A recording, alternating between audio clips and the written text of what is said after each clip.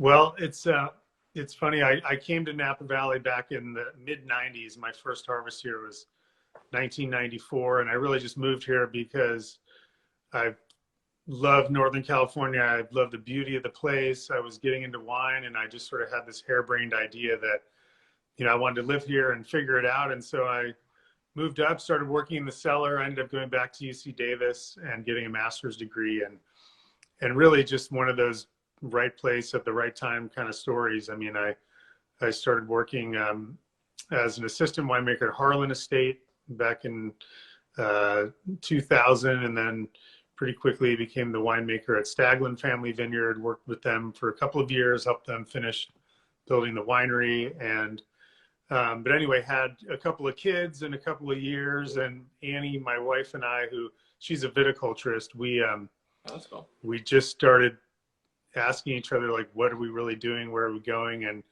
started our own little winery, the wine label back then, Favia. And I was being approached by people for consulting for, already a couple of years. And so I started just with some upstart wineries. I started with Ovid. I started with Dancing Hares, Honada down in Santa Barbara. So really just very blessed, the people I've been able to work with, and, the vineyards I've been exposed to, and it's just been great. And so I've been doing that now for almost 20 years. And I just love the Valley. I love what we do here, and California in general. I mean, we'll talk about Casino Mine Ranch too, which is a funny story, how I ended up being involved with those guys. But, just we have a great community here, and you meet a lot of interesting people, and most of them are in the wine business, and I get to work with quite a few of them. So it's been great. No, you're right. Right place at the right time, and that's when California, especially Napa, was booming. So I want to jump into it because we're going to try to cover as much ground as we can with you today. And I want to start out with Cervantes because it's such a cool property. I'll show just a map here of Napa. And are you at your house there in Coonsville? I'm in Coonsville, yeah. So we're in the southeast corner of the valley. You see there in that little brown square to the right of the city of Napa. Yeah, that's where we are. So the property we're going to be speaking about next, Cervantes, I think it's really cool because it's really like the last frontier in Napa. I don't even think it's established as an official sub-AVA. Is it in Pope Valley? It's not, no. Pope Valley is kind of a secret little pocket of Napa Valley, and it's got an amazing history. I mean, some of the old, like the Etna Springs Resort and some of the old wineries that are out there, I mean, they have an amazing history from the late 1800s. And a lot of wineries have vineyards out there, but it's sort of like their secret sauce. It's land is less expensive out there. There is some great soils if you can find them out there. And so a lot of grapes will end up in some wineries, Napa Valley, Appalachian wines. So it's also just a beautiful, quiet part of the valley. It's its own valley out there, Pope Valley. So speaking about Cervantes specifically, give us just a bit of difference. How is Pope Valley different from the Valley Floor, Oakville, Coonsville? How's it different from the rest of Napa, the appellations that we're most familiar with? So I would describe it as almost like a high desert valley. So it's on the backside of Howell Mountain. So if you're familiar with the valley, you leave St. Helena, you drive up over Howell Mountain, and you end up east of the main valley of Napa Valley in Pope Valley, which is, it's further from the bay. So you're not getting that fog influence from the bay, but because of the elevation, it gets very cold at night. So it's drier. You get some pretty high temperatures during the day, but then you get this serious fluctuation at night where, like I say, because of the elevation, you get these cool nights. So that's a great picture. There's Cervantes family right there in the vineyard. You can see it. Beautiful property, big ranch. And it's a pretty fun story how I met Javier and his family. So we met through a mutual friend, Lee Hudson, who's a great friend of mine, who's a great vintner, grape grower in the valley. He and Javier knew each other for many years through art collecting and some other things. And And I would meet Javier socially usually at parties at Lee's house, and he would say, "Andy, someday you're going to make my wine." And I thought, well, what does that mean? Like, where? And he hadn't bought this property yet, but a few years later, he said, "Oh my God, I bought this incredible property. You have to come see it." And I'll be honest, I'd not spent a lot of time out in Pope Valley and never really made wine from out there. So, but again, that's something that appealed to me. I love taking on new projects, new challenges. And so Javier has this beautiful big 1,100 acre ranch actually out there. And so insane that was available. It's amazing. Yeah. I mean, it's quite a few different parcels he was able to put together, but there was existing vineyard on the property. There is existing vineyard now, but some of it was planted back in the late 90s, which is on a north-facing hillside, 20-something-year-old vines. And so that appealed to me, that little 5-acre plot. That's what we started with. So the rest of the ranch was under contract to people buying the grapes. And so we started with this little Cabernet Sauvignon block and started making wine. Actually, back in 2014, the first release we released was 2015. But Cabernet Sauvignon is great out there. It's totally different from the valley, like Oakville, St. Helena. It's warmer, so you get like nice ripe flavors. Both Javier and I, we love European wines. We love wines with a lot of balance. So that was something from the beginning that, we're harvesting the grapes a little earlier, trying to get some balance in the wine. And so that's been nice to be able to do that. But also on the property, under contract with some Malbec, some Petit Verdot, and also he's been planting new vineyard. And so I had this idea that, hey, it's great. We're in Napa Valley. We're growing Cabernet Sauvignon. That picture right there is the original block we started with. So that's the north-facing 1998 planted Cabernet Sauvignon. So a really, really cool spot. But for me, I thought, this is like you described it. It's the frontier. It's something, off in the distance. We can do whatever we want. And also, Javier and Geronimo and the whole family, they're just such interesting people. I thought we should be doing something totally different from everybody else. So using the Malbec really sort of as a core of a different wine. I really wanted to push this blended wine concept, thinking that, maybe the best wine off the property is not going to be just Cabernet Sauvignon. So there's Malbec, there's Petit Syrah, there's Petit Verdot. We've planted some Tempranillo. Cabernet Franc does well. And so a new wine that we have, it's called Blacktail, which is one of the deer that lives on the property. Javier and Geronimo are big hunters, and so they're very into preserving the landscape and protecting the animals that are out there. And so the Blacktail is one of the deer out there. So we named it after that. But yeah, it's a blend of Malbec, Petit Syrah, Petit Verdot, Cabernet Sauvignon, of course, and some Cabernet Franc. And so that's actually been something that, we were all we didn't know what was going to happen when we put it out there, but it's been very well received. And I love it because it's just something super unique to the property and tells a different story and sort of makes you want to come and visit this really special place. So that's been fun. So that's sort of the Cervantes story in a nutshell. Yeah, we were super excited to get, this is the first vintage of the Blacktail, the 2017. And that, along with the Cabernet Sauvignon, I mean, it's the biggest problem is not being able to get our hands on enough is the biggest issue. But the wines are absolutely spectacular, and I think it is very cool and kind of different conversation about the blend and having more Malbec and Tempranillo, and it makes for a cool story. It's a beautiful wine. Thank you. So I want to bounce over a bit, and let's head down to, or east as it were, to over to the Sierra foothills, Amador County. I really want to get your story and how you wound up with Casino Mine Ranch, because it's such a unique property, unique varietals, another unusual place in Northern California. So give us a bit of that history, if you could. That would be great. Well, Amador County is so woven into the history of California. I mean, that is where the gold rush happened, up in those Sierra foothills. So even now you go up there and there are, gold mines that are in operation, but, just a beautiful landscape of these rolling hills leading up into the Sierra Nevada mountains.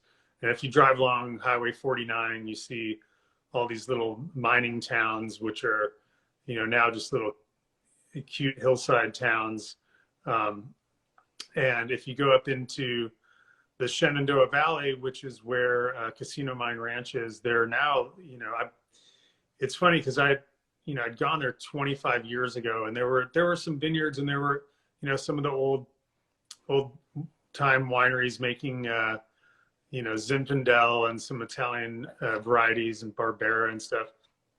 And it's funny, so the Merriman brothers, Rich Merriman is a really good friend of my brother-in-law. So just to back up a little bit, I think I first met Rich, I met Annie, my wife, in like 1996, and I probably met Rich around the same time. So 25 years ago, become friends with Rich, and just, really just being in San Francisco with my family and our other friends in common.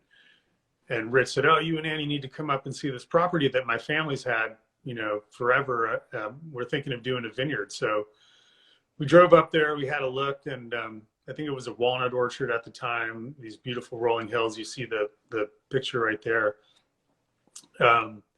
We looked at it, we gave him a little bit of advice. It was so funny. Rich said, "Well, I'm not going to bother you until I need your help again. So thanks, you guys, and we'll talk later." And so meanwhile, Annie and I have our own wine thing going on in the Valley and my consulting business. And through a totally different avenue, we ended up making wine in Amador with Ann Kramer's vineyard, who is a great friend and mentor of Annie's. And she has a beautiful property called Shake Ridge Vineyard, which is south of Shenandoah Valley and up into the mountains. But we were making Rhone varieties up there, Syrah, Grenache, Viognier. And anyway, doing our thing in Napa, and we'd still see Rich in San Francisco and have fun together and dinners and whatnot, drink a lot of beer, go shooting shotguns up at his property. But anyway, he called literally like 20 years later and said, "Hey, so I told you I wasn't going to bother you again until I needed your help, but we have a vineyard now and we're going to make some wine, so you should come up and check it out." So really cool. I mean, they're just really fun to work with. It's funny, to their website, the picture of Rich and Jim in the Jeep there, that totally captures these guys. So if anybody's watching, go to the Casino Mine Ranch website. There you go. These are those guys. So anyway, this is just completely unlike everything else I'm doing in Napa Valley, which to me is fun. And so went up there and luckily they didn't ask me for too much advice way back in the day, because I would have not told them to plant some of these varieties that they planted. I mean, it's so esoteric, and which is now a lot of fun. I mean, we're making Vermentino, we're making Rosé, we're making Grenache, Mourvedre wines, we're making Tempranillo, Teroldego, Greco de Tufo now. We've got a whole bunch of things going on. So just, totally experimental for me. And, back in not the very beginning, but the beginning of making wine now, I said, "Hey, well, I'm going to have to bring in Jessica Tarpey with me." And Jessica and I have been working together for, gosh, I think this is our 14th vintage. There she is. Yeah.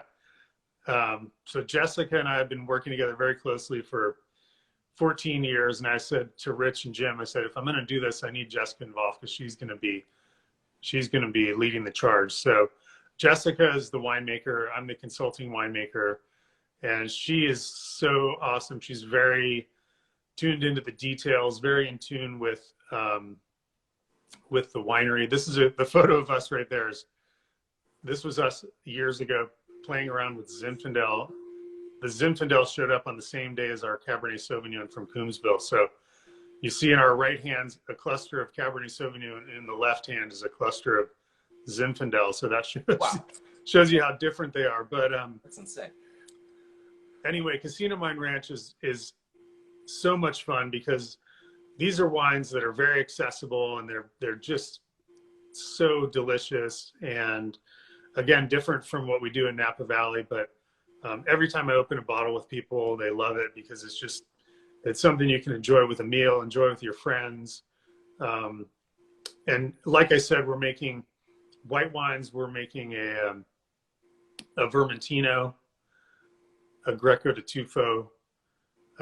We're making a Grenache Blanc, which is really cool. And then we make a Grenache. We make 2 proprietary blends, which are really fun. One is called Simone, which is named after Rich and Jim's crazy great aunt, who is the one who moved to the property from Alaska way back in the gold rush days. She came from Alaska. She was a miner in Alaska, a total badass woman, came down here and said it was such a gamble to hunt for gold up in the mountains that she called it the Casino Mine. So Casino Mine Ranch is the name. It's been that name forever. So the Simone is a blend of Grenache and Mourvedre, which is, maybe the more feminine side of the vineyard. And that's a really fun wine for people to experience. And then there's a wine called Marcel, which is a blend of Tempranillo and Teroldego, which is a crazy combination. But that's a deeper, richer, more flavorful wine, which is named after a great character, Marcel, who was the property caretaker, if you will, for years. I mean, he just passed away a couple years ago, and he was, I think, around 90. And so he was still alive when he had his namesake wine come out, and he was That's awesome. very proud and very excited, and it was super cool. But yeah, he passed away a couple years ago. So we have Simone, we have the Marcel, and then we've got a lot of other great wines. And they're building a tasting room right down the road from the vineyard property, which is going to be beautiful and really fun. So as soon as that's open, it's going to be great because we have so many fun wines in the pipeline. So yeah. It has to be cool and fun, even for you, to just experiment with different varietals and just see what happens. We did have one question I wanted to ask you specifically about the Simone.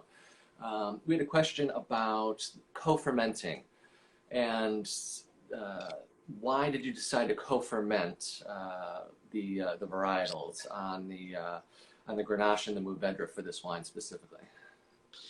I think especially in California, the 2 varieties play really well off each other, because with Grenache, by the time you're going to make a red wine out of Grenache, it's very ripe. It's very sort of spicy and, high sugar. And the Mourvedre, which if you were going to harvest it on its own, you would wait longer, because when you're harvesting the Grenache, the Mourvedre is lower sugar, lots of acid, just like this bracing, fresh wine. And when you put it together from the very beginning, it just creates this very layered, very interesting wine that sort of has the best of everything. So, the Grenache might be like maybe too boozy and big on its own. Mm-hmm. With the Mourvedre in there, it gives it this balance, this freshness. And so it just is a really fun wine, and a great way to do it, because you just put it all together and it's already done. I mean, at the very beginning, working with the vineyard, we didn't necessarily co-ferment as much as we do now, because we weren't as confident and didn't really have the vineyard figured out. But now that we know we're making this wine as a finished product, it's just fun to co-ferment them from the beginning. Yeah, it's cool, and it's beautifully balanced. I love that wine. It's really elegant, which you wouldn't think off the bat with Grenache and Mourvedre, but it works. That wine is really delicious. So we're going to bounce back to your homeland there. I want to spend a few moments on Arietta. I've been selling that wine forever. I used to be in retail for a long time. So I love these wines, and I love it if you could just give us a bit of background and its connection with music and the owners as well. I think that's a really cool story. So Arietta, yeah, I've always been a fan of the wines even before I became involved in the winery. And so it was founded by Fritz Hatton and Karen Hatton and John Consgard way back in the mid 90s. So I believe the first official vintage was 1996, but John Consgard was the winemaker at Newton Vineyard. I actually worked with him there, vintage 1995 and into 1996. And anyway, I went back to school. I did some other things and started my own company, and was approached by John and Fritz in 2000, maybe late 2003, early 2004, about, hey, Andy, don't get too busy because we want to have you take over the winemaking at Arietta. And I thought, wow, that's great. But so it was founded by the Hattons and the Consgards, and they love classical music. John is still in charge of the Napa Valley Chamber Music Society. Fritz is a concert pianist. I mean, he's among the best pianists that I've ever met, even though he would never admit it. He's played alongside some of the greats. Anyway, they love classical music.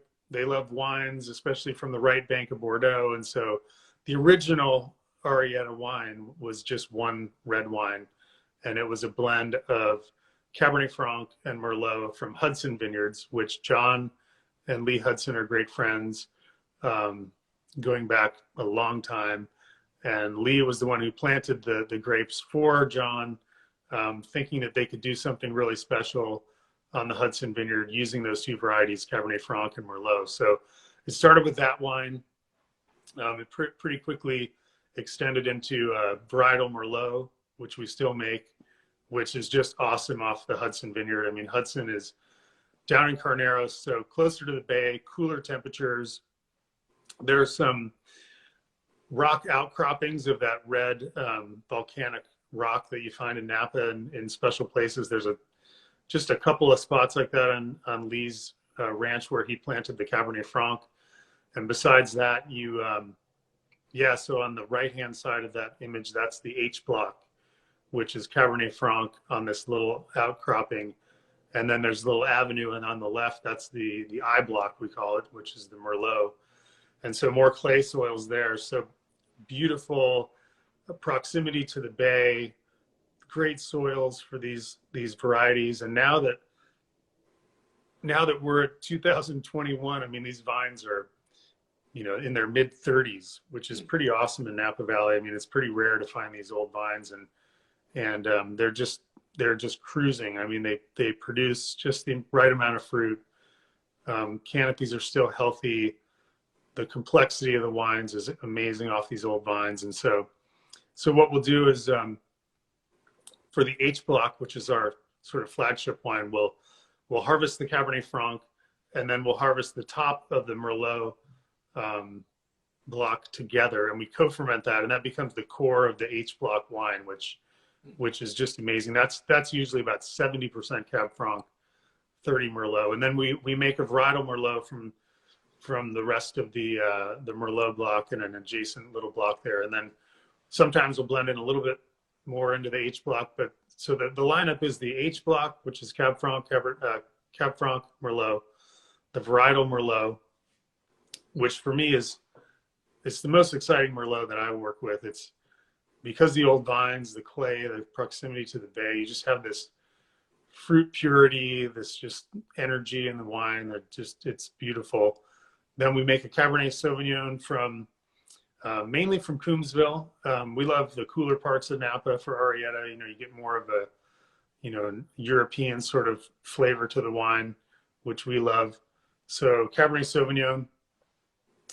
And then the variation one is sort of an outgrowth of John Consgard's days when he was famous for his Merlots back in the late 90s. He would say his secret to his great Merlots, he would sneak a little bit of Syrah into the wines. So some of those wines had about 15% Syrah in the wine.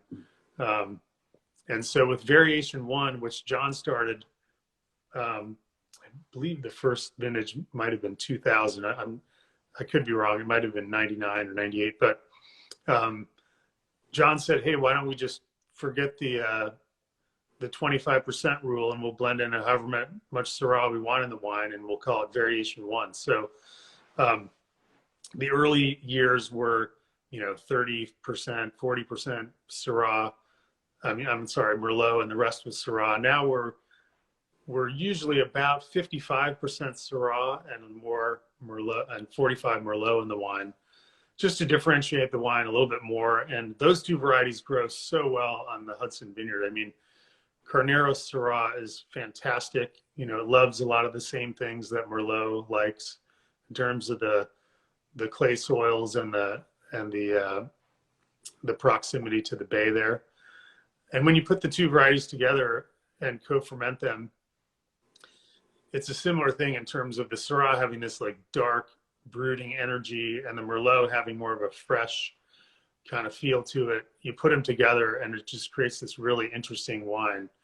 And so that's been a real fun wine. We don't make a lot of it, but we have a pretty serious fan base on the mailing list. Yeah. And then Quartet is really the ambassador wine, as Fritz calls it. So that's something you'd find on premise, in restaurants or in a shop for a very reasonable price. And that's a blend of all four of the Bordeaux varieties. No Malbec, but Cab Franc, Merlot, Petit Verdot. And that's just meant to highlight all the different vineyards we work with. A lot of the fruit coming from Hudson, but also from Meteor Vineyard in Coonsville, and a couple of other vineyards we have in Coonsville. So that's the lineup, and it's been fun. I've been making the wines now since 2004, 5, and yeah. And as far as I'm concerned, they get better and better. Patrick Nyholt now is our associate winemaker. He's been working with me for 7 or 8 years now, and he's very involved. And yeah, it's a great project, and you can see Fritz and Karen love their dogs. There's always a lot of giant dogs around when there's a tasting going on. So yeah, are those fun. Burmese mountain dogs or gigantic dogs? Burmese mountain dogs, yeah. Yeah. Yeah, when there were 3 of them, it was a lot. So I agree with you 100%. The Arietta wines, it just seems like year to year, they're just one's better than the next.